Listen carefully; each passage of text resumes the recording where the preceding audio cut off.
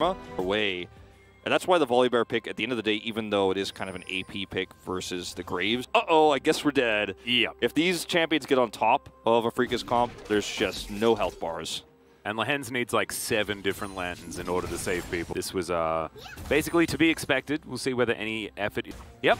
Let's see how this one's going to go as we have a check-in of the Zoe Riot. A lot of time in the same meta together. Yeah. Here we go, Dreads going top side. Yeah, we're looking to try and take down counter that Nabar extraordinarily low. As there's the dive on in. And, okay, Keen just going to grab it. Gets out of the way of the turret. Doesn't use the rocket jump for damage. And that means that he doesn't die. As Very that well last played. minion does fall down, and yeah, beautifully dove by Afrika. I'm a little bit surprised to see Owner just really... It does have teleport, so it's not exactly a huge deal. It's really hard to pull this one off with the Volibear. Ooh, hook not going to land, and Lehens actually takes available. That health bar trade onto Lehens ends up being pretty massive for T1 because now they can actually look for this Drake group up. It's the first time this has been played in the top lane. Yeah. So that's actually insane. Yeah, we've only seen it 4 times in the mid lane as well here in the LCK. As Canna about to hit Meganar as he's trying to fight back. Carrier moves down. They do manage to get the flash out of Dread very early. The flash forward from Carrier was optimistic, to say the least, as you can see Fly actually trading very well. Too, because I was looking at the Drake pit here. I was going to go back to, I feel like T1 had a really nice opportunity with the advantages they had in the bot side with all that damage they did to the bot. Yeah, no, it was definitely, you know, not ideal, but that's okay. Strong, as it turns out, as Owner is going to be able to grab himself the Rift Herald. The scaling argument in this game gets really complex because you have really awesome team fighting for T1 with a really nice front line, and it's really hard for the multiple carries that also... I don't know how it necessarily works all together, unless it's just about Fly landing a bubble, and then you kill someone, Tristana hops all over the place. Right, like... Yeah. It gets awkward. Okay, they're going to collapse on Kana again. Yeah, going to look for this one, and now they've brought even more support. As Lehens comes down, they're going to grab a plate. In the meantime, it's a decent hop as all of the buttons get thrown out. There's the flash, rocket jump comes forward, and Keen hasn't drawn enough beads in order to get that extra range, and Canna's going to be able to make it out with just the flash. And this just embarrassed argument that we have to keep going back to is... It's a 50 CS. 50 CS, yeah, it's 50 CS. Insanity. And all these plates that are going to go over right now. And this is going to be a big issue later on because T1 have their 2 carries, right? They have an 80 carry, right, and this, you know, insane mage in the mid lane that's going to do tons of damage later on. But they have protection for them, right? So arguably, you know, having this Varus be extremely fed is more impactful than a Tristana who's kind of splitting the damage with an Aphelios that's not fed and a Zoe that's going to have to do a lot of work in these fights. Finally address the dragon situation. Yeah. Drake going to go down at 11.5 minutes here. Something here. Walking on in, Carrier did move over, does have his flash available once again, is now Keen. Gonna have to try and, yeah, gets the buster shot, kicks him away, is Carrier gonna get flashed on by Dread. Oh no, did he hit the ward that one time? No, it doesn't even matter. It is going to be the kill as Fly flashes forward and picks up the kill on Gumayushi. Fly is that. He's going to make his way back as the, okay, Chains of Corruption do connect. Gumayushi's going to be tagged by the W. Dread taking a fair bit of damage there is dangerous because the dragon has just spawned. As you can see, Fly respecting it a lot. He's going to be backing away, and it should be just this Drake going over to Afrika. Yeah.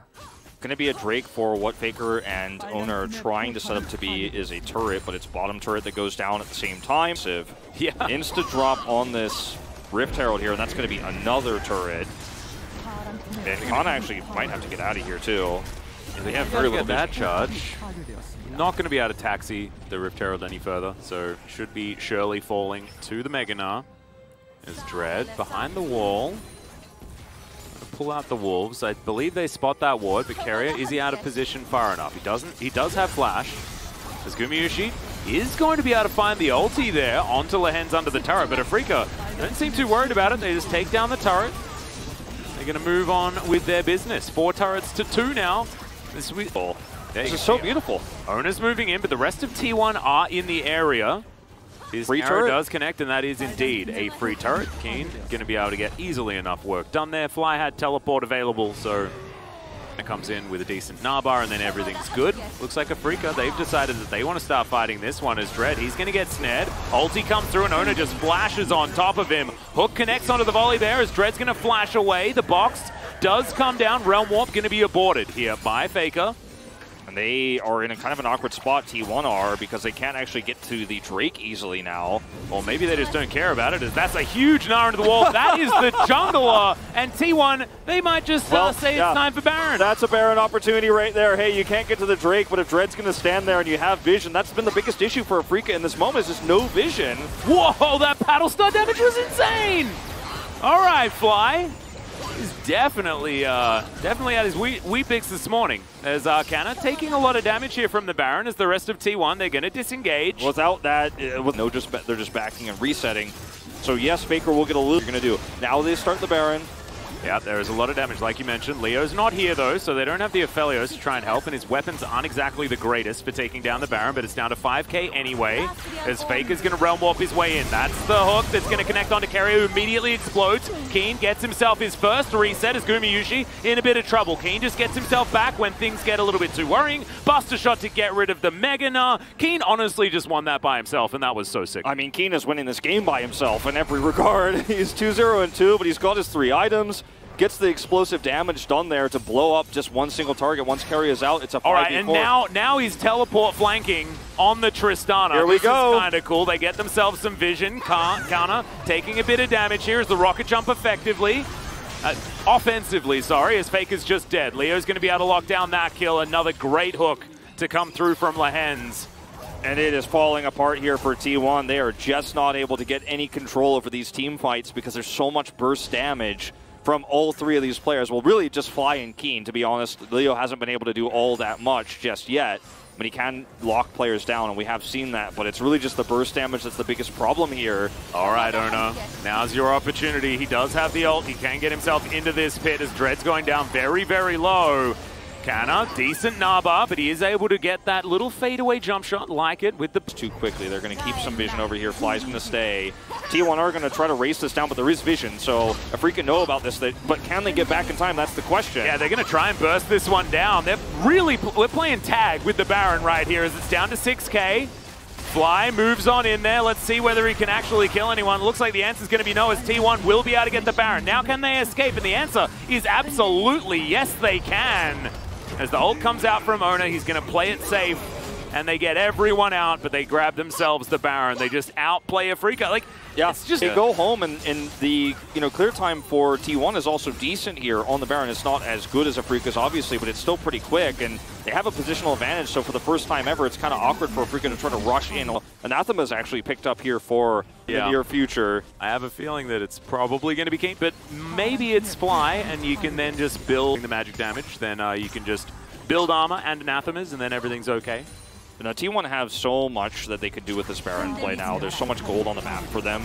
Yeah. Line up these bubbles and get things working, as he does land a great paddle star onto Ona. Definitely a priority target, but he's going to eat some honey fruit. It's going to be absolutely fine. Yeah. Move back down. They're going to start this. Keen has the ability to blow up so many players for T1. Just Afreeca are like, we've seen this one before. We know what to do. We'll move up the mid lane. And it's an exposed inhibitor turret here, but there's no minion wave, so they're losing a lot of time. T1 actually have the opportunity. And T1 are going to just show Afreeca what it's about. This is how you do it. You take a Baron buff. That's very important. And then you just take down the turret. So the rotation over the Gnar is absolutely perfect right now, as Dread has to use the Crescent Guard, but I don't think it's going to be enough. He has to flash to get himself out of there, as Leo with the short-range weapon. Asta goes down even with just him. Yeah. And wait till the rest of them come in there. Well, Kana does have that hop available. He can get over that wall.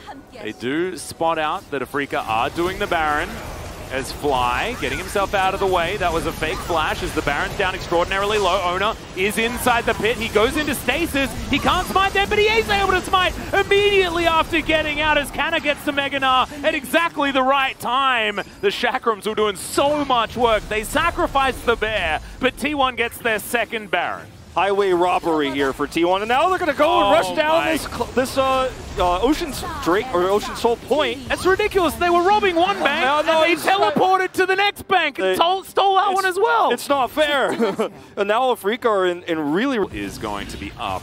There's just not much that, unfortunately, Keen can do to kind of carry in the side lane. If he pushes all the way, then he'll get punished eventually, and he's just never going to win the race anyways alone versus T1 grouped up with Baron 4-1 right now. He's going for this long wraparound onto Faker. Flies here. Can they grab him? They find a lot of damage there as Keen. He can rocket jump over. He's going for it. Do so, absolutely. And boom goes Faker. Immediately, the rest of T1 are going to back away, and that is so much time and space for you, but there's always hope.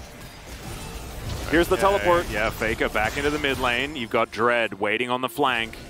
They want to start off this Baron. It feels like Afrika really have held back onto this game as Leo takes a lot of damage. This poke, if it lands, it sticks onto Afrika, right? It is... Oh, look at that poke. Yeah, okay, Paddle Stars, can they actually connect as Leo's got the long-range weapons? They have so many wards. Look at all of Afrika's control wards all around that Drake pit and also leading to the Baron pit. They have so much more of a vision advantage here, so it's so hard for T1 to actually walk into this. You're putting yourself at risk of getting hit by these Paddle Stars, getting hit by the sleeps. We have to remember as well that Afrika was able to push T1 back and get themselves the Drake. We didn't actually push this Baron down so quickly. They're going in. Yep, let's see whether T1 can actually get themselves into position in time. It looks like the answer is going to be no. I don't know whether they're going to be able to get there as the Realm Warp is going to be ignored. The box goes down as in goes Owner. He wants to steal it, but he's not going to be able to. Going to flat himself out. So no harm, no foul, I guess. Go for a potential 50-50. That's exactly what it was. Moment, because he's just so stuck under this turret. So defensively. Yeah, he's going to have to keep throwing these boomerangs through as Leo's taking a fair bit of damage there. Has Severum, of course, is okay. The ulti out from Owner is now. Faker's trying to trade it with Keen.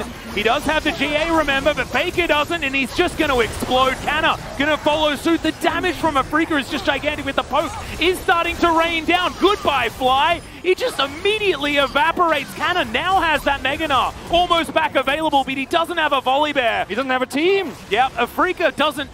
They don't need a team. They just need Keen, right? Can they actually get some minions to get underneath this turret, though? Because, the answer is yes. Oh my goodness, this is so dangerous. Gumayusi, he needs to land poke, but I just don't know whether they can stop Keen from 10.